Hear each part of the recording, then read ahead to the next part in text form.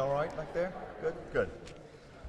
Thanks for coming to tonight's lecture, which is sponsored by the George Washington Forum on American Ideas, Politics, and Institutions.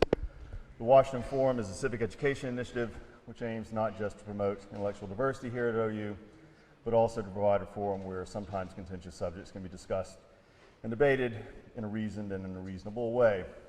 Tonight's lecture, like all Washington Forum events, is not made possible by public funds, but by the generous donations of OU alumni and staff, and from grants from foundations, including in this instance the Charles Koch Foundation. I want to thank all of them for their support.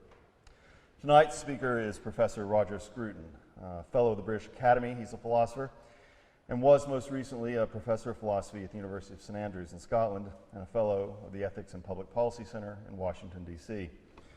For 20 years, he was a professor of aesthetics at Birkbeck College, London, and he's held positions at both Cambridge and Oxford.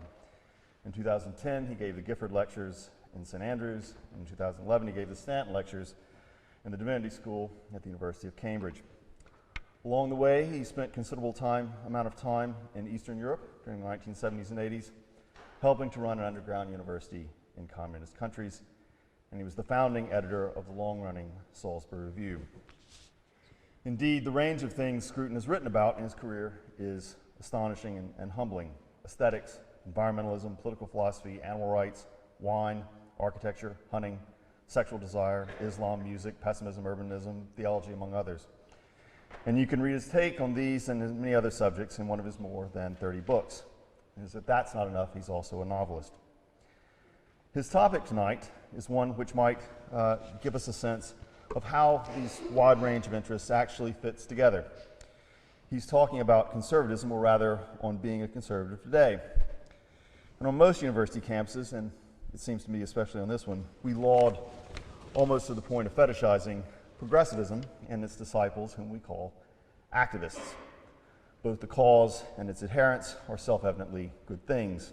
And indeed, in the last week, the Post devoted 5 successive days, especially to reporting on, some might even say cheering on, the work of student progressives and student activists. But what of conservatives? Are they merely the unwashed, benighted opponents of the unquestioned good that is progressivism?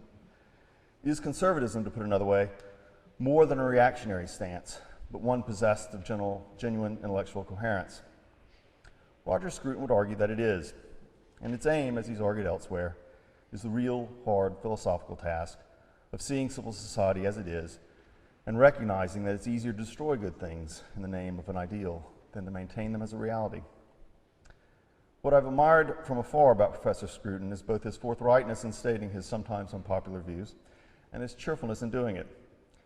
Of his editorship of the Salisbury Review, for instance, he once noted, "It cost me many thousand hours of unpaid labor, a hideous character assassination in private eye, 3 lawsuits, 2 interrogations, 1 expulsion, the loss of a university career in Britain, unendingly contemptuous reviews, Tory suspicion, and the hatred of decent liberals everywhere. And it was worth it." It's a great pleasure to introduce him to you tonight, and I hope you'll join with me in welcoming him here to Ohio University.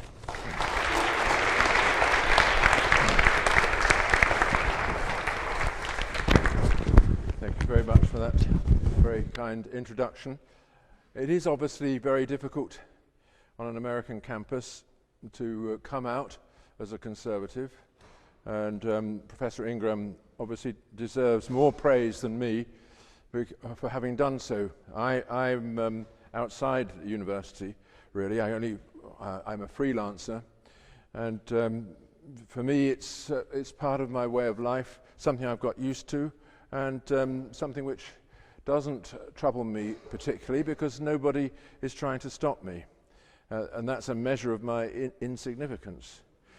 Now, to understand conservatism as it is today, and in particular the conservatism that appeals to someone like me, I think we do have to go back in history a little and look at how the world was after the Second World War.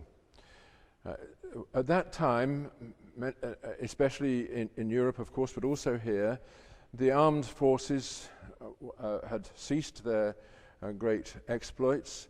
Men were returning, and women were returning to their countries in search of a better life, thinking that if that war meant anything, there must be something that it has done for us it must be the case that we will be rewarded in some way. We didn't make those sacrifices for nothing.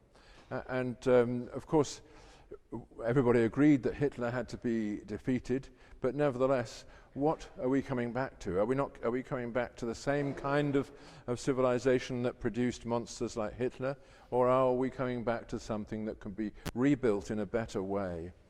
And that thought was very important among my parents' generation, the people who were settling down at the end of the Second World War and beginning to have children. And as I'm sure you know, one of the great effects of a war, especially one that had been fought over a considerable period, is to encourage people to have children. This is a kind of biological imperative to replace the losses, so to speak. So everybody was in the business of having children at the time, even though there were very few resources to pay for this. The search for a new community which would make that activity possible and give us hope for the future was there in my parents' minds. And to them, socialism seemed the answer. They had to understand what had happened to them, and in their attempts to explain the problem, the thing that had ruined Europe, they thought that nationalism was the problem. The problem was that people were attached to their national idea, became belligerent with it, and wanted to invade their neighbours and also purify ethnically their populations and so on, as Hitler had tried to do. What we wanted in the place of this was a new equal society in which people would be properly protected by the state and protected in their hours of need, protected when ill and when homeless and so on. So my country, England, underwent a huge transformation in 1945, a kind of socialization of society. The National Health Service began offering free health care at the point of need. People, the local council started building houses everywhere for the returning population, and a general thought was abroad that really the assets of the country belonged to everybody communally, that we shouldn't have private ownership of the great industries. Certainly not the industries on which the nation depended. These should be publicly owned. In other words, owned by the state. So the Labour government after the war initiated a program of nationalisation which brought the larger industries, coal and steel and railways and road building and so on, under the control of the state as parts of the government of the nation. So, and these projects were also emulated elsewhere in France and Italy and Germany. And there seemed to be a consensus at the time that the state should take everything over and institute an equalized society which would also be able to protect the citizens from all adversity. And conservatives in that atmosphere looked somewhat out of place. They seemed to be people who were clinging to a dead order of society, clinging to what they had lost, trying to revive the old idea of the nation, the old forms of loyalty and attachment, which had been really the things that had caused all the problems in the first place. So I was brought up at that time in a socialist family in which that was the way of looking at everything. However, there was one blip in all this, and that was the Soviet Union. My father, who was a convinced socialist and member of the Labour Party and a trade unionist and all the things that you had to be, nevertheless could not accept the reality of communism. He read books and he'd read about, insofar as people knew about it then, about the tyranny that was being exercised over the nations of Eastern Europe and the cruelties of Stalin and also the sheer aggressiveness of the Soviet example. And he believed, as did many people, that we must at all cost avoid going that way. So we wanted a different kind of socialism that avoided the totalitarian solution that had been adopted in the Soviet Union And so he accepted, as did many people, the Atlantic Alliance, the alliance with America, which offered us security and also, through the Marshall Plan, incredible moral and financial support, and at the same time allowed us to get on with our own indigenous sort of socialism as long as we didn't join the great Soviet enterprise. So that was how things were in the early part of the post-war period when I was beginning to grow up. And so I was part of that generation, the generation of baby boomers who were born into that new society in which we were going to be looked after by the state. There wouldn't be wars anymore. There would be state control of the major industries. There would be freely available health service, and there would be the abundance necessary to pay for all this. Unfortunately, of course, the abundance didn't come, and people became dissatisfied, partly because the major ways of creating wealth had been removed from the private sphere and nationalized, and when the first effect of nationalization is to sterilize an industry, to chase from the industry the spirit of enterprise that would help it to grow and adapt. So there were a succession of economic crises which had the result at elections that a conservative government was elected. Now, my country is one of the few in the modern world where the word conservative is not a term of abuse, although it is a term of abuse in university circles. But nevertheless, we do have a political party called Conservative, which has won more elections than any other in our history. So it can't be a bad sound in the ears of ordinary people. And the party still goes into elections declaring itself to be conservative. And it's a question that troubled me at the time as I was growing up, was what does that term mean? Why does my father hate them so much? Of course, inevitably at a certain stage in my adolescence, when it became necessary to institute a breach with my parents, I decided to call myself a conservative. It was the best way of ensuring that there was anger in the household all evening. When I finally left home, it was to the relief of everyone. But I didn't really know what it meant. But I was among all those baby boomers who'd grown up into this new coddles community and thought that war would never exist again and that the socialist state was going to be there forever. But then, of course, as the economy gradually liberalized in the 60s, the abundance came. And my generation, the generation of baby boomers, both here in America, of course, and also in Britain, enjoyed this extraordinary situation in which we were not only properly fed and clothed, but had all kinds of freedoms that our parents had never enjoyed. Those are the years of sexual liberation. There were years also of religious decline, in which there was a loss of that source of authority and inhibition. We at the time, it all felt extremely enticing.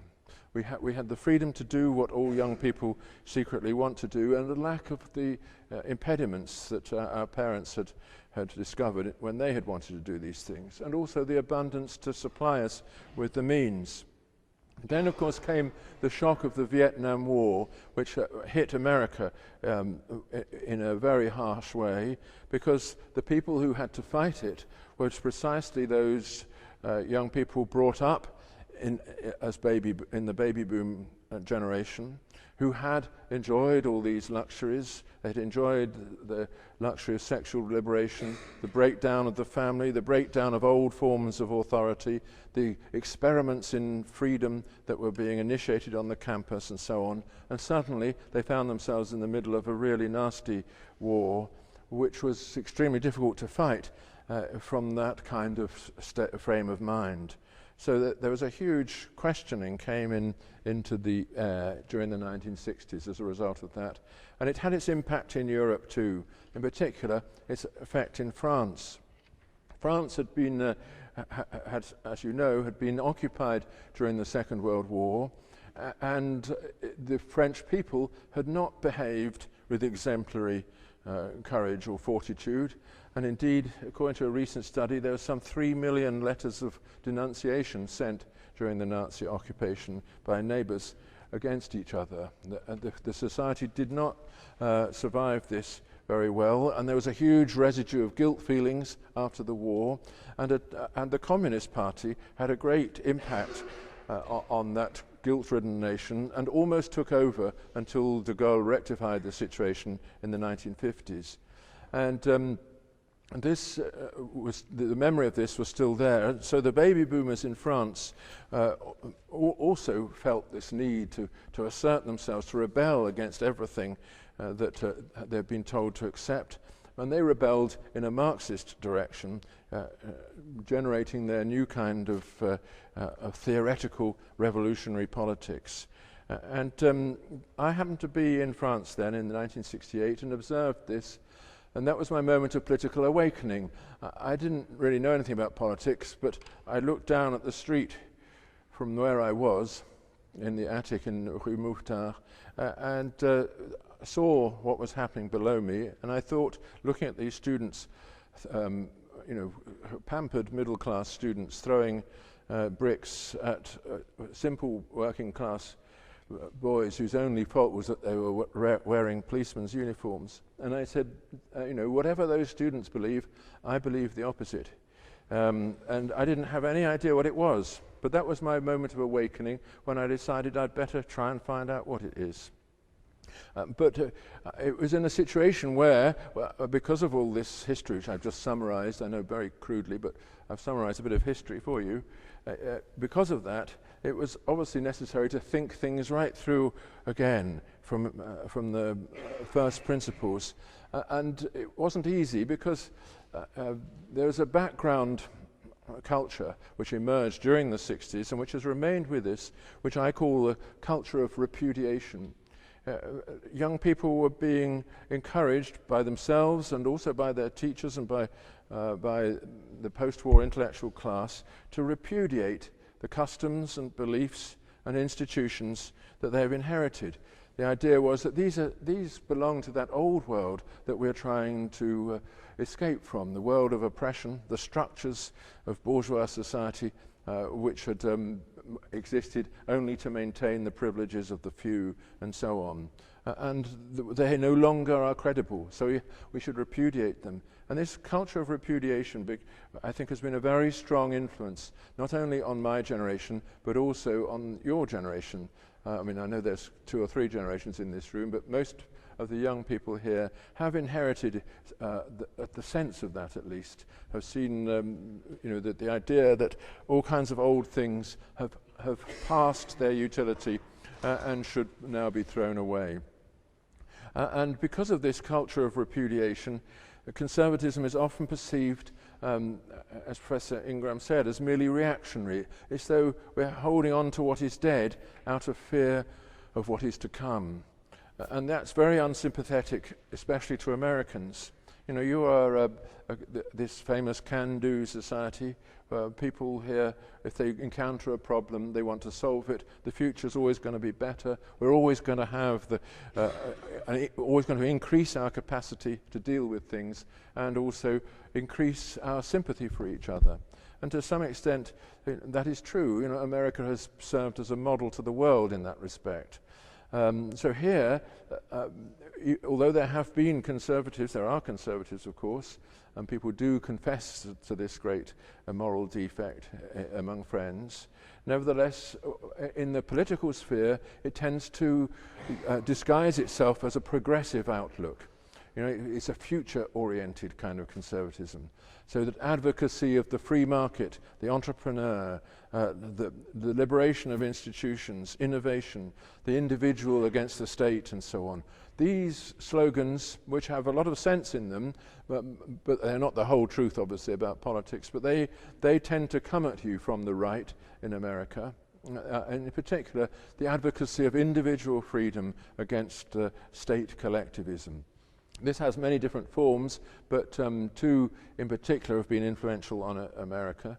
That propagated by Ayn Rand in her rather extraordinary novels of a Nietzschean kind, and that more gentle form propagated by Milton Friedman and the Chicago School of Economists. What they say is not necessarily to be rejected, but it's only part of the truth, because it's tangential to the real sources of conservative thinking as I have understood it, which is the love of custom and institutions and the desire to preserve good things against unnecessary change. You see the conflict between these two kinds of conservatism very vividly today in disputes over marriage. As you all know, there's a liberal movement which has been successful in the Supreme Court to legitimize gay marriage, and a conservative movement to maintain the old idea of marriage as a union of one man and one woman, preferably for life, etc. The conservative view here has been, here is an institution which is fundamental to society, which is a human good, even though we can't necessarily state all the reasons why, nevertheless we know it to be so.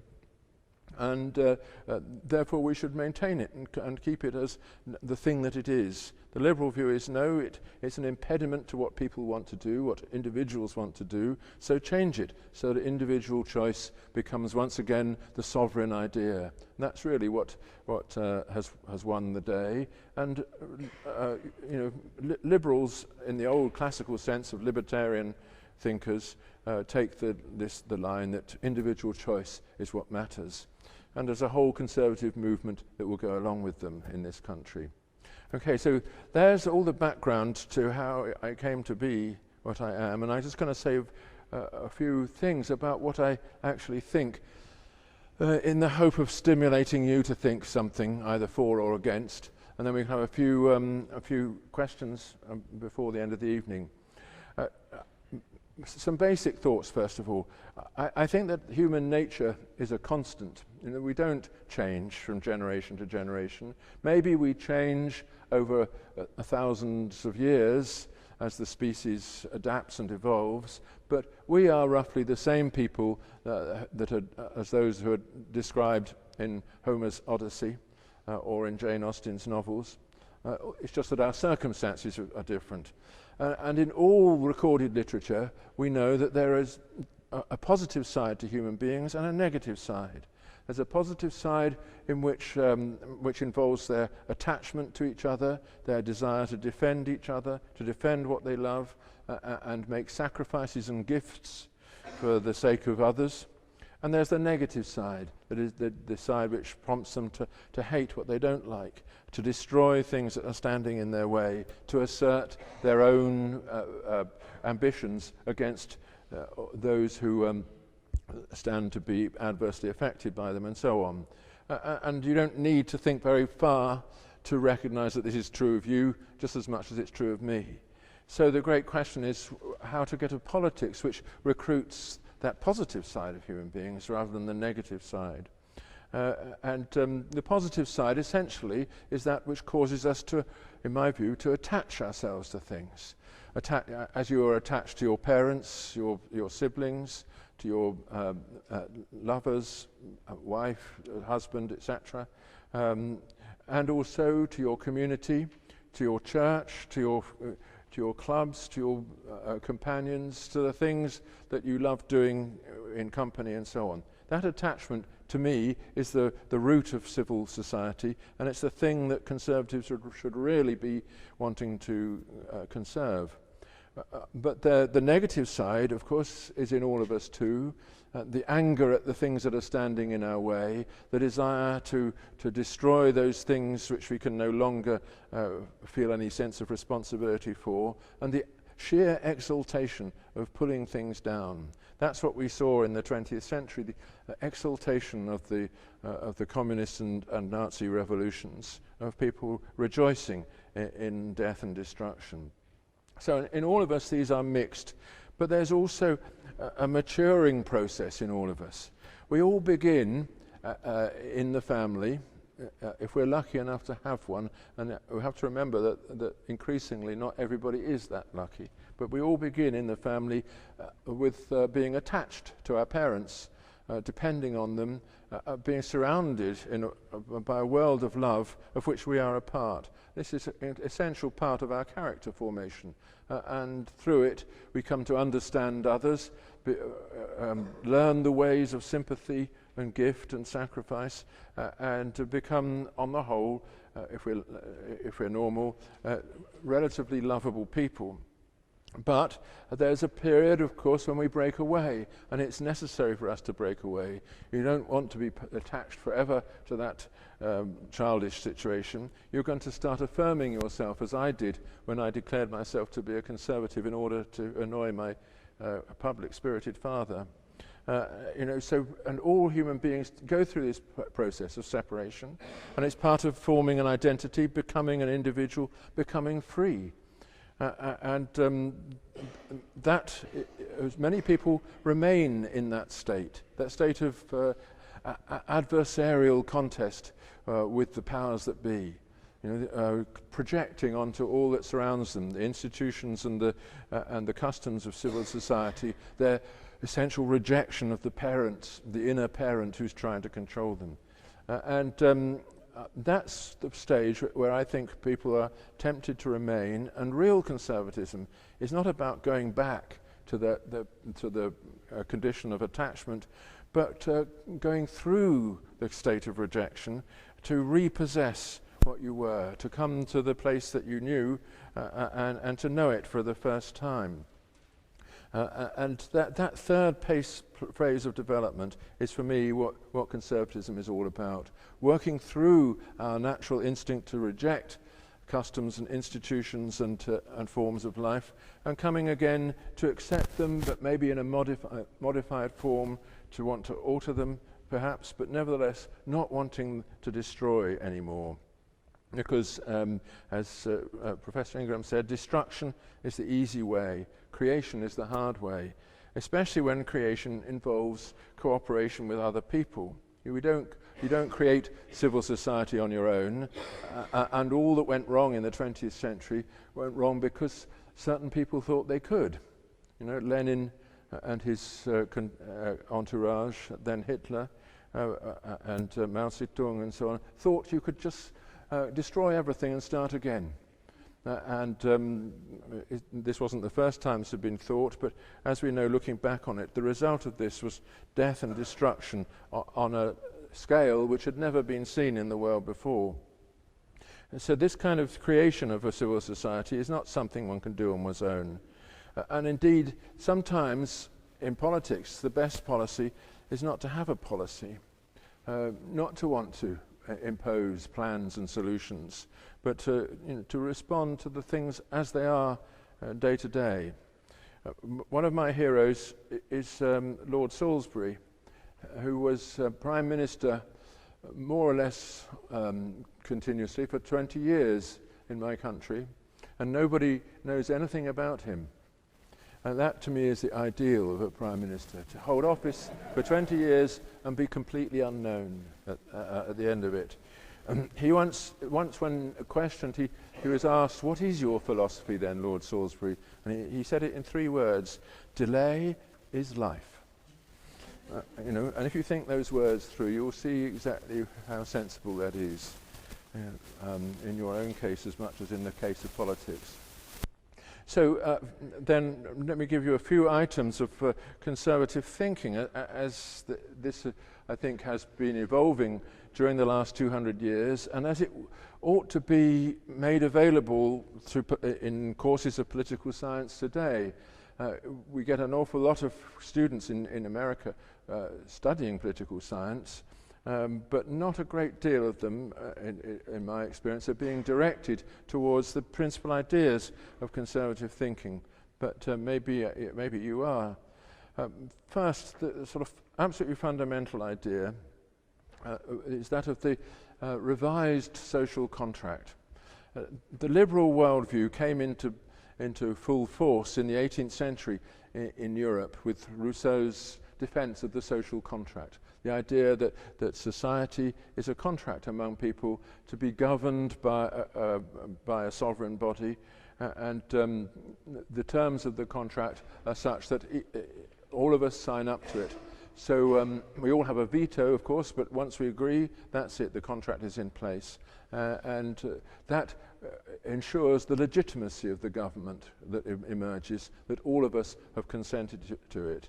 And that seems like a very sensible thought, you know, especially at a time then, like the 18th century, when the question of the legitimacy of existing governments was in everybody's mind. Why should I accept this government, which is a mere hereditary rule of a single family, etc.? So that was very effective gesture on the part of the liberal thinkers. But Edmund Burke pointed out something very important. He said, okay, it may be a contract, but it can't be a contract between the living only, because there are others whose interests are just as much involved, namely the unborn and the dead.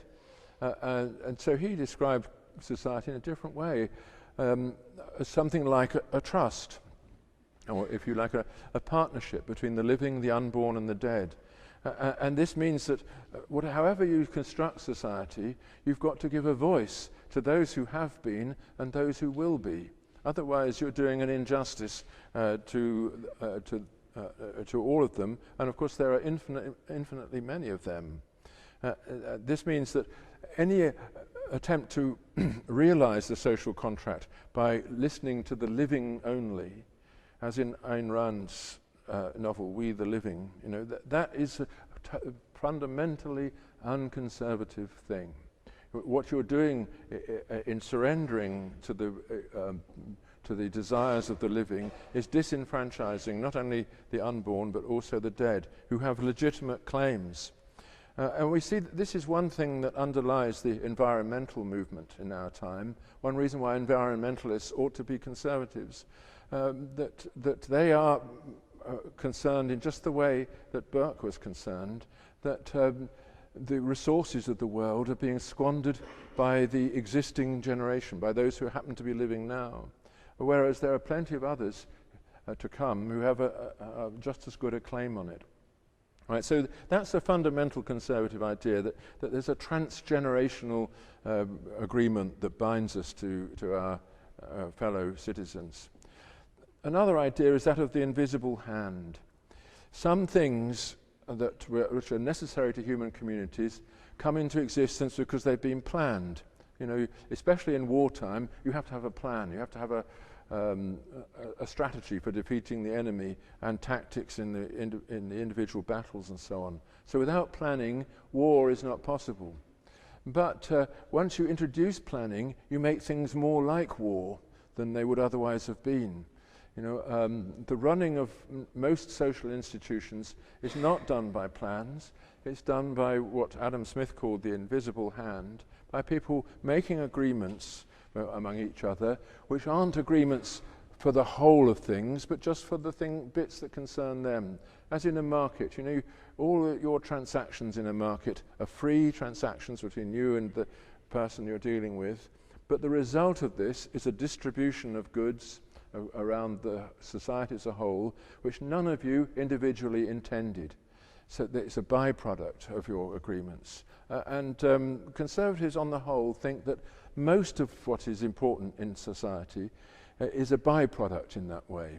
That institutions, for example, like a university, they might be planned, but in Britain, our major universities, Oxford and Cambridge, weren't planned. They were the byproduct of all sorts of little decisions down the centuries, and it's one reason why they're so good. This is generally given as a theory also justifying the free market, that economic order can only exist as a byproduct. It can never be planned. If you plan it, you interfere in the reasoning process, which is, as it were, implicit in people's spontaneous agreements. So that's another conservative idea. Then conservatives in our time have been especially vehement in speaking against liberation. Again, the idea is that the negative is always easy, because evil is always apparent, but the positive doesn't arise of its own accord.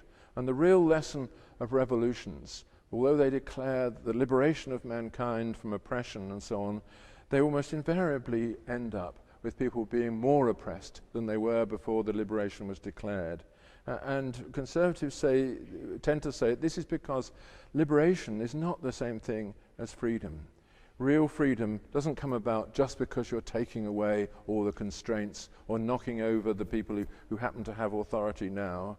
Real liberty is a social product.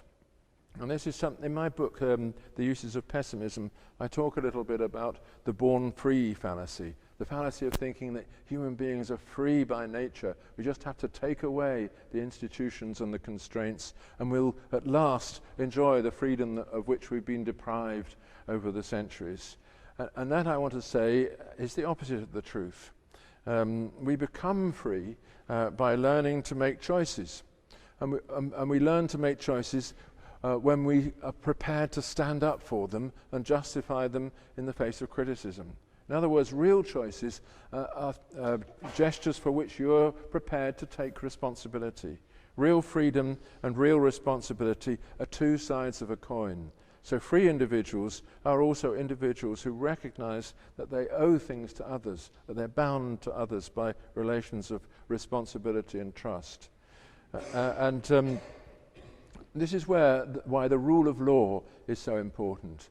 When human beings live together under a rule of law, they are constantly obliged by the surrounding order to take responsibility for their own decisions. This is what the law of tort teaches you in the law of contract.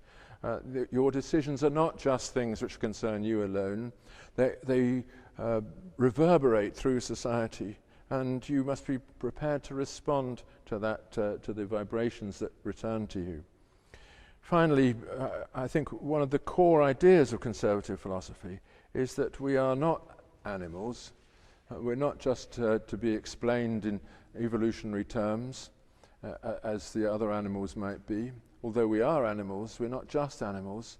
There has emerged in the human condition this other thing, the person.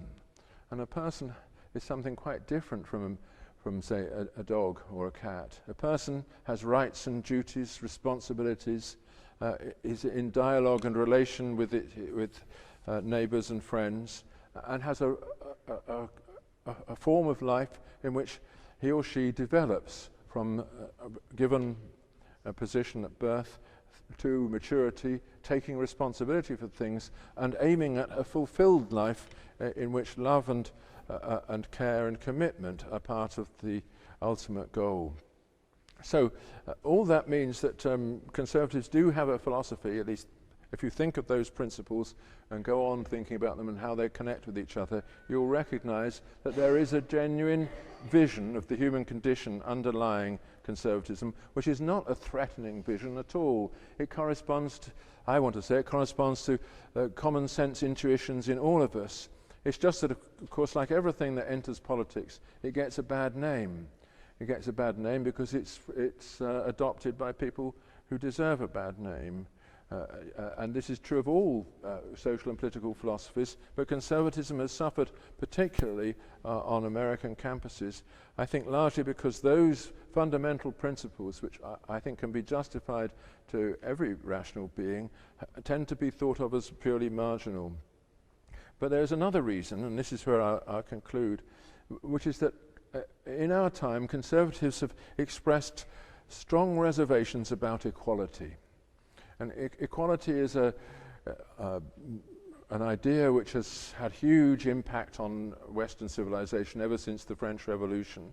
And it's the kind of default position to which politicians retreat when asked to justify a policy. They will say it's a policy which is more equal, more responsive to the equalizing temperament than its alternatives. At the French Revolution, as I'm sure you know, that the slogan of the revolutionaries advocated liberté, égalité, fraternité, liberty, equality, and fraternity.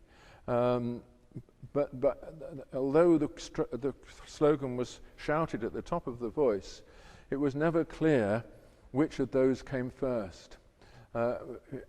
Is equality so important that you will sacrifice freedom to it, or is it the other way around? And I think this has actually ultimately dictated the subsequent history in the European case, especially in the 20th century. There are those who advocated freedom on the one hand, those who made equality the most important thing on the other. And during the Cold War, America stood for freedom, Soviet Union for equality. Not that there was much equality in the Soviet Union, as those who knew it will tell you. So, but we see this conflict between these two in this society too. If we allow people the freedom to exercise their talents and their knowledge and their charm and all the good things that are unequally distributed among us, then because we are competitive creatures, some people are going to end up with more than others. There's going to be an unequal outcome, at least from the material point of view. You can't stop that unless you do so by force, by taking away from people what they otherwise would be able to earn. And the experience of socialism is that you do need a great deal of force in order to equalize, for instance, the property that people have. But for that very reason, although you might equalize the distribution of property, you don't equalize the distribution of force. Those who have the power to enforce this system, as in the Soviet Union, then become the ones who have all the privileges. So in the end, it turns around in a circle. All attempts really to equalize in one area will just introduce inequality in another. And I think that's what conservatives wish to emphasize. Not that they're against equality as such, but that the attempt to put equality at the top of the hierarchy of political values will always lead to inequalities of another kind, and usually a less attractive kind, perhaps even tyrannical. But this is a difficult question, and it connects with the whole idea of justice. Where do we put the idea of justice in our political framework? Nevertheless, I won't go into that. I'll just conclude with a few suggestions. For me, conservatism is about attachment, home, custom, civil society, and so on, about the things which renew and gratify us, the things which bring out in us the natural instinct to love what's around us. And political process and institutions are all part of that. The great question that we confront now is how to adapt that vision to the modern world. Here, everybody is in a similar state of doubt and anxiety. We see that the disintegration of traditional forms of life, like the family. Religion is losing its hold on people. Culture is no longer the shared thing that it was for our ancestors, and so on. Do we think that there's a political solution to that, or is it just enough to lament the passing of these things, or is there actually some other thing, perhaps a non-political response, which will enable conservatism to live again in the minds and hearts of ordinary people? And that's the question with which I'll leave you. Thank you.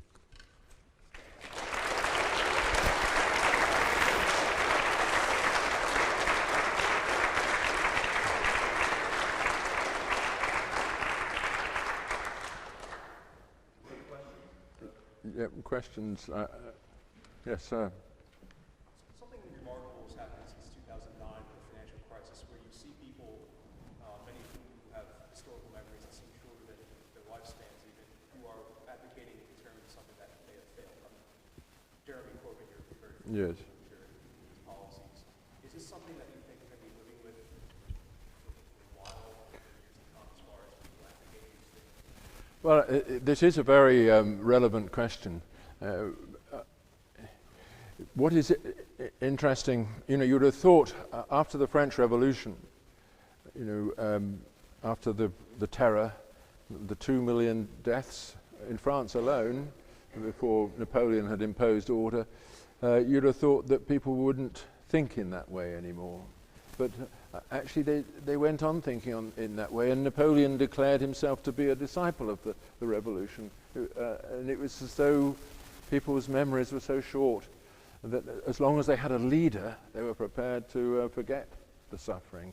And I think this is something that we've seen in Europe in the 20th century too, that leadership is so necessary to people in times of crisis that they will put up with the suffering, thinking that at least I've got safety now. And I think you're going to see this emerging very much in Europe with the immigration crisis and so on.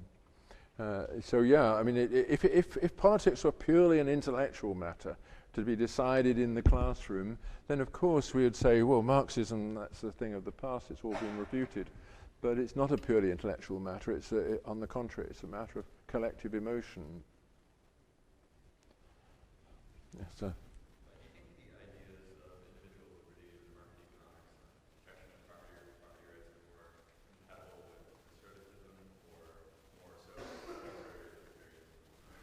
Well, there's a certain kind of libertarian who would make property rights and the protection of the market economy absolutely fundamental to politics. He would say that's what politics is for, to protect the entrepreneur and the businessman and the, and so on. And I think most conservatives, certainly of my persuasion, of the European persuasion, would say, look, no, that's not the whole of human life. There are a lot of other aspects of human life which need to be protected from the market. Just think of sex, for example. And down the centuries, okay, we're all confused about sex now, but down the centuries, one of the first instincts of human beings has been to withdraw sex from the market. You don't buy and sell people in this way. You don't make this into a commodity. So the institutions emerged like the monastic life, the priestly life, and the marital life, which have essentially the effect of withdrawing that from the market. And there's lots of other examples too. The educational system is another one. I think in the end, somebody who puts all emphasis on the market economy is a libertarian of some kind and not a full conservative. Not that that's necessarily wrong. The case needs to be argued, There's a gentleman in the middle of that row there.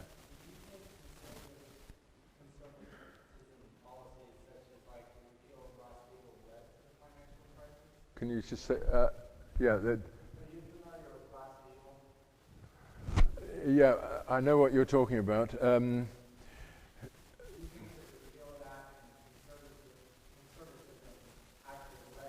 Yeah, hard to know.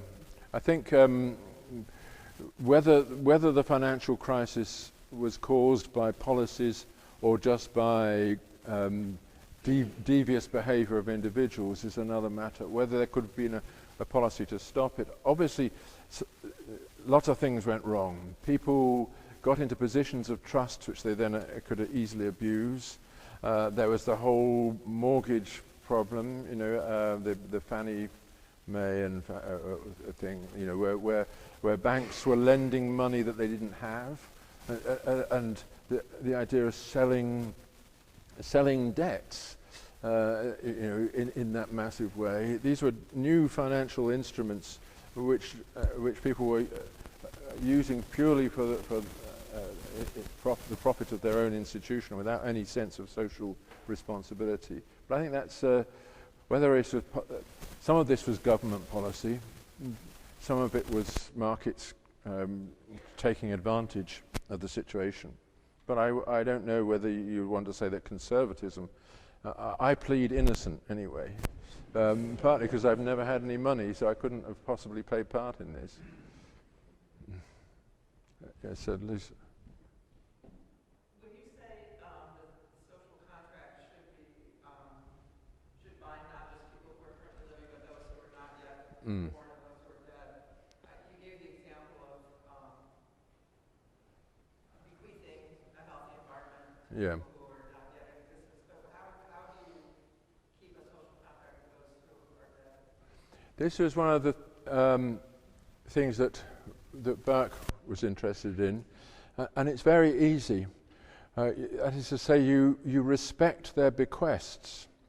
For instance, this university was probably endowed by people down the years who out of gratitude left, say, $1 million at their death, and that you can squander that money on booze and women, if you like, or you can use it to maintain the university and amplify its resources, and that's what respecting the dead involves. And Burke actually had a very important point, because the French revolutionaries took over the endowments of the churches and the schools and everything and squandered them entirely on their own self-made emergency.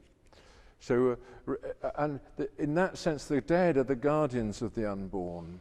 If you respect the dead, you're automatically respecting the unborn, because you're putting resources aside. This gentleman over there, yeah. Yes, you were talking about how the new age of technology is a more fast-paced world. Do you think we're running ourselves to a point where we'll eventually crave the traditions of the past, and conservatism will make it a renewal in sort of regard to the popular culture, or do you think it actually has to look inward of itself, make new traditions, attach itself to new things, so it can become another powerhouse? I think that's a very insightful question. That there are two ways that always one can go. One is to try and revive something that has been proved and known, and in a state of chaos people often do that. Or you think, no, I can't possibly do that, but I must perhaps use that as an example to create something new. The evidence of history, of course, is that human societies reach crisis point and then just disintegrate. But there are, in European society, there have been often attempts, nevertheless, to overcome those crises by going back to some previous model, as at the Renaissance, the adoption of the Roman idea of not only of the city but of the civil life.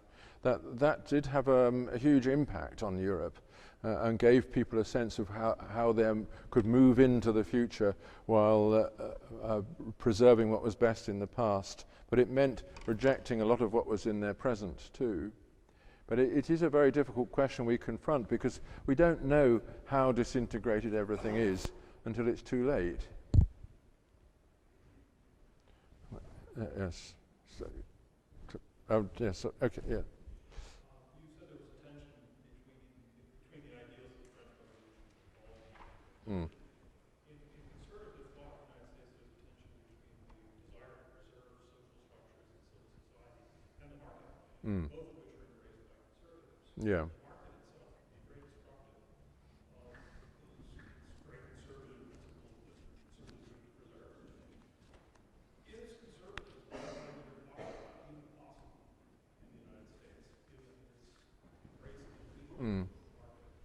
Because there is no social consensus. Yeah.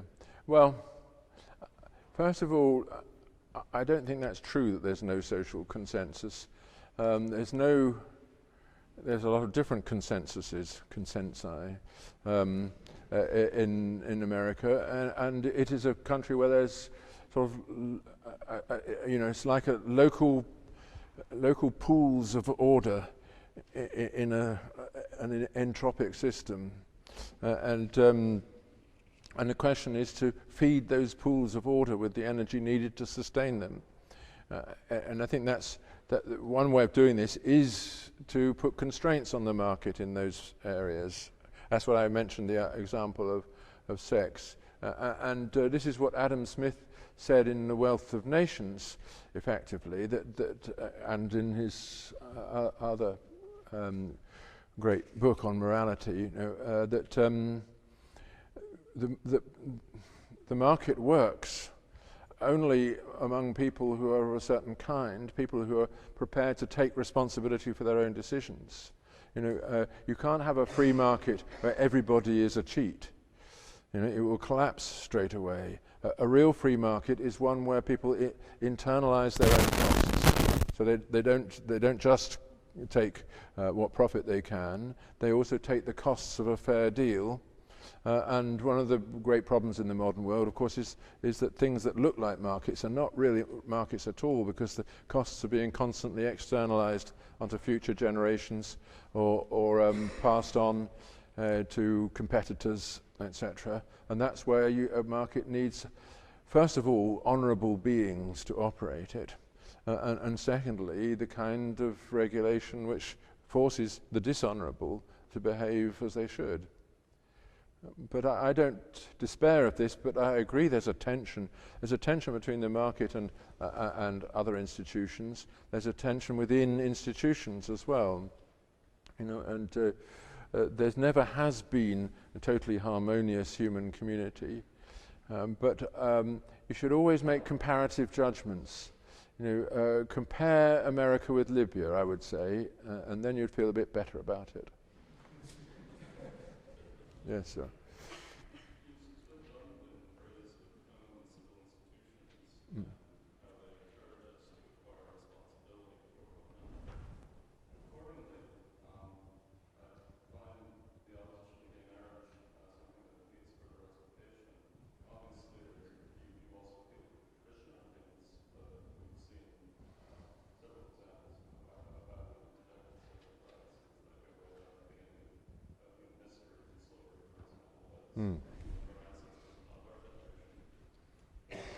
Yeah, I didn't want to get into that issue of gay marriage. That was simply an illustration of the way in which the conservative outlook and the libertarian outlook can conflict very clearly, because one is about the maintenance of an institution, the other is about the amplification of individual freedom. And there's always going to be a question of balancing one against the other. How much freedom, how much are you prepared to sacrifice an institution to the freedom of the individuals that compose it? If the institution has no obvious value and nobody wants it, then that's fine. I would say about the gay marriage issue, which is one where, interesting enough, freedom of speech is rapidly disappearing. So I'll take advantage of this last moment in human history when one can oppose it, to say that marriage is not just a contract between two people for the use of their sexual organs, as Kant described it. It is the institution on which the reproduction of society depends, the transfer not only of material capital, but of human capital and knowledge down the generations. It requires sacrifice and long-term love, and it's not a contract, it's a vow, an existential commitment. Now, all those things are built into the idea of marriage as a sacrament, and of course, to accept it as a sacrament, you have to believe a lot of other quite difficult things. As many as 6 impossible propositions before breakfast, as the White Queen says. But I would say, look, there are a whole load of arguments there which aren't put in issue because the impetuous cry of liberty silences the voice. And now that it's done, then you have to accept it. You move on. If that's what marriage is going to be, but you have to see what it produces. Whether marriage so defined has any ability to endure or to fulfill its traditional function. I'm getting, there's a young lady at the back whose face I recognize. Yeah. So my question is, if you were to reframe the argument in terms of individual equality rather than individual liberty, and individual equality being is more of a group-based Yeah.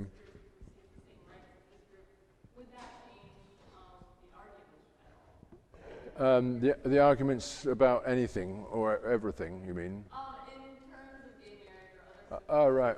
Well, I think you might say it's about equal treatment of different groups. That's sometimes said, but it's a very complex thing. That someone will reply, well, no, homosexuals have the same right to marry as the rest of us. It's just that they don't want to, they don't want to marry somebody of the opposite sex. That's the thought. It's only because you think that they as a group have a right independently of being individuals that this makes sense. Then you could say, look, their group is being forbidden something. But then the question is, why is that group important from this point of view, from the point of view of this institution? In Britain, people said before this debate, of course you can have some kind of civil partnership and the state steps in to guarantee, all property rights and so on. That can happen. Why do you want something more? Why is it an injustice not to? Why does justice require that we revise the institution? Now that is the real question, and it's a very difficult one. I don't think you could think of all sorts of ways in which people, as groups, might claim rights which interfere with the freedom of other people. Sometimes, for instance, the rights of indigenous Americans to run casinos on the Indian reservations. Is that a right that they have as a group? Because it certainly distinguishes them from the rest of Americans. Or is it just a compensation given, to individuals who seem to be not making their way in things? I think I don't have a clear answer to this. I don't know when it's right to refer to group rights and when it's not. I prefer to think of everything in terms of individuals when it comes to this sort of argument.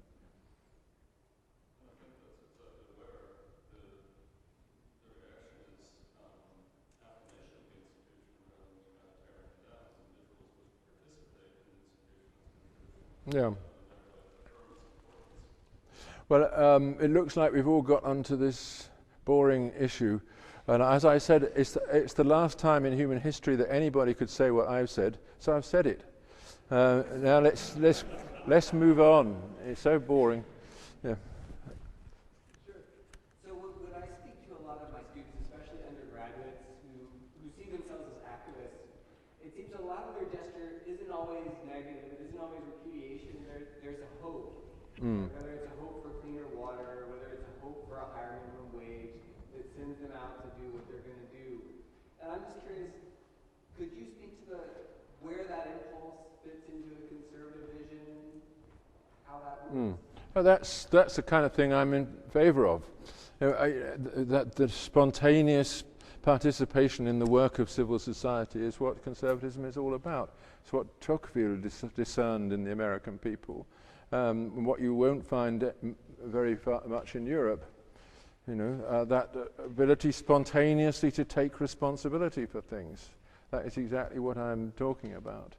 But of course, people won't describe it as conservative any more than my Victorian ancestors would have described their love for their classmates as sexual.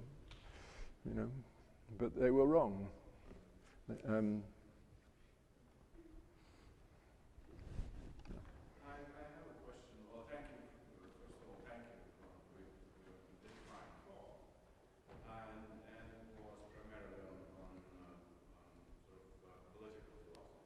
political history. I have a question about your philosophy of art. What does it mean to be a conservative philosopher of art today? There's always been the struggling tendency between the aesthetic view of art as something possessing its own intrinsic value, which is useful for anything else, and on the contrary, the way of thinking going to which art is supposed to become important only when it is pulling some political ideology weight. It looks like in today's academic discourse on the art at least, the latter tendency is predominant today. How would you describe conservatism? Right. Well, let me say first that It's a great misfortune for me that I'm known as a conservative philosopher, because I'm much more interested in art and music and literature than in politics, and I don't think that there is such a thing as a conservative philosophy of art, not in the same way as there's a conservative politics, although of course the ideas that I've been pushing around this evening impact on art, and the greatest expression of the vision I was trying to gesture towards is the four quartets of T.S. Eliot, which is a work of art. But understanding it as a work of art means, of course, distancing yourself from any political implications it might directly have. You're understanding it as a deeper voice speaking of something permanent in the human condition, rather than as something making propaganda for an everyday solution to a political problem. I think when propaganda invades the world of art, as it often has done, especially in the 20th century, the result is kitsch, usually, it's to be thrown away. If politics enters at all, it has to be done in that subtle way that Shakespeare does it, finding the root of politics in the human soul, and all the complexities that surround it, so that it can't be condensed just in a maxim or a policy. Don't know whether that answers the question, but yeah. I think there's a young lady there. Why at this point in history is liberalism so predominant on college campuses, and why right now is freedom of speech being hindered as opposed to... Yeah. Jolly good question. There is